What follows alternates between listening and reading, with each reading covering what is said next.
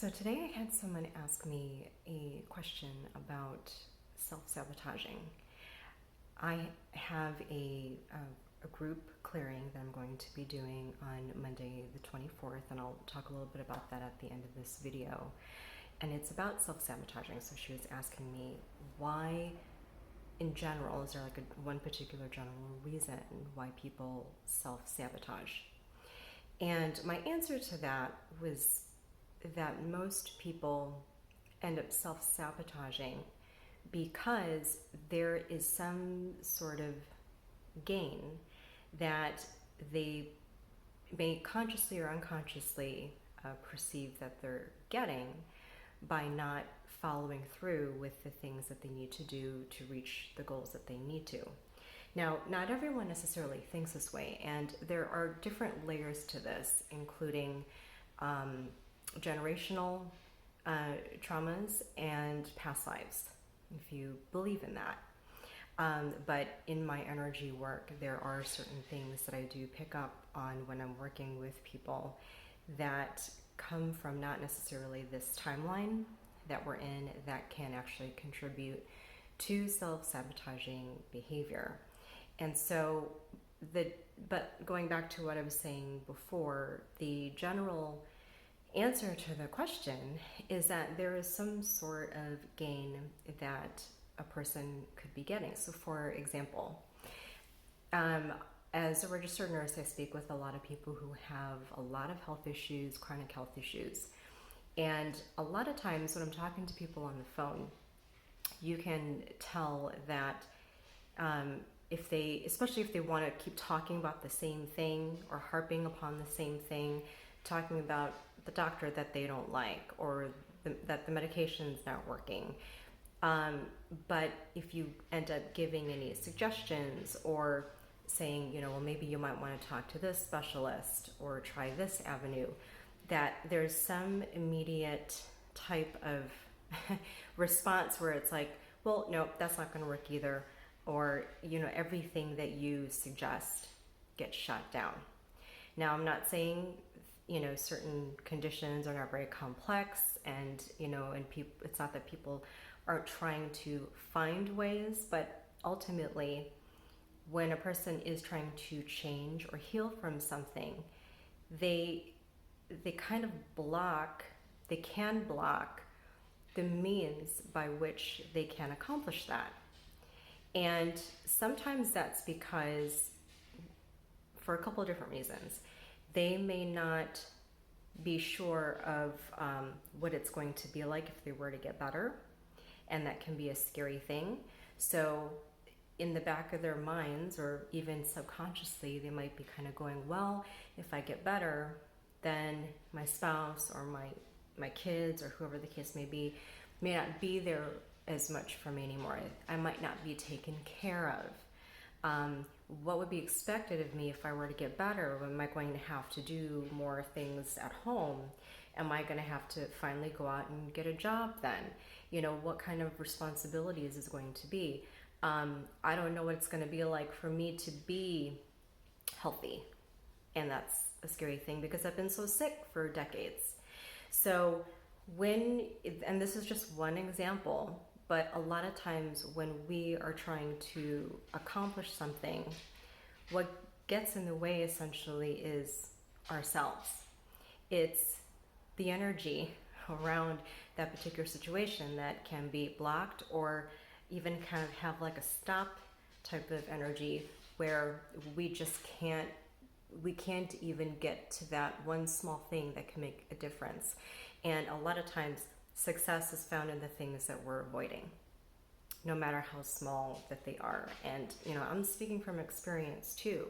So when I do energy work and I may find certain things, it's never a judgment, when I talk about, something in a particular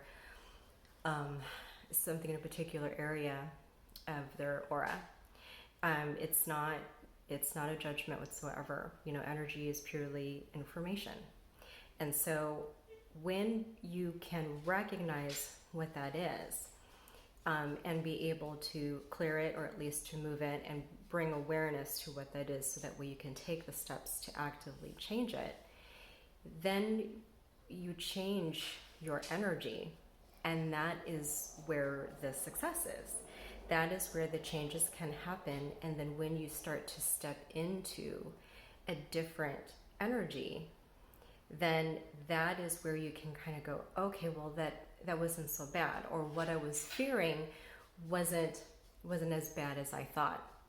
A lot of times when we end up facing the things that we actually fear, the other side of that is liberation, because then we realize, well, you know, now that I've experienced the fear and I didn't die because I experienced the fear, then we can actually set ourselves free to either fall on our face again and try again, which, you know, we've all done that before, right? Or, you know, if we do experience little success, those are the different things that we can build upon. And that's what the name of the game is when it comes to changing and healing. You know, my job as a healer is to help people to not only understand from an energetic perspective what it is that they're doing, but that also helps to remove the fear of the process, no matter what it is that you're trying to heal. And oftentimes when you are trying to heal one particular thing, it causes a ripple effect. You end up healing other things you might not have expected. And again, I speak from experience with that. You know, when I was clinically depressed and had debilitating panic attacks, I ended up, as a result of being really consistent after a while with the changes that I was trying to make, and it wasn't easy. You know, when I was meditating and learning how to meditate, I would feel okay, then I would stop, you know, and then I would realize that I felt better when I did it, so I'd start again, and then I would stop, and then after a while I was just like, what am I doing? You know, I need to stick to the thing that is actually working for me. And so part of my story, you know, when I talk to my clients, you know, or do workshops or things about my experience, it was like 5 to 6 months of consistent meditation. And I ended up healing a female condition that I had for 9 years, you know, that doctors couldn't do anything for. And I saw several doctors for that. And it wasn't even on my radar. I was just trying to feel better from the depression and anxiety that I was experiencing, and meditation really turned a corner for me. And then because of that, I ended up exploring energy healing. So when it comes to self-sabotage, you know, if you want to join, it's a free group clearing that I'm doing.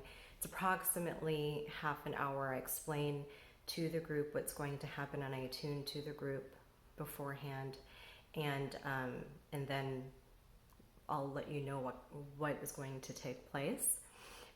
In the healing, it's on Monday the 24th at 5:30 Central Standard Time until about 6 o'clock. So if you can make it, great. Otherwise, keep up on my events, you know, in my stories or in my posts, so you can see, you know, when and where things are going to be happening. Okay, and I try to offer the free ones, you know, every couple of weeks or so, depending on how busy things are getting. So I hope this video kind of gave you some food for thought for the time being.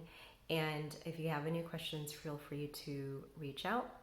And I hope to see you join one of my clearing sessions in the future. Talk to you later.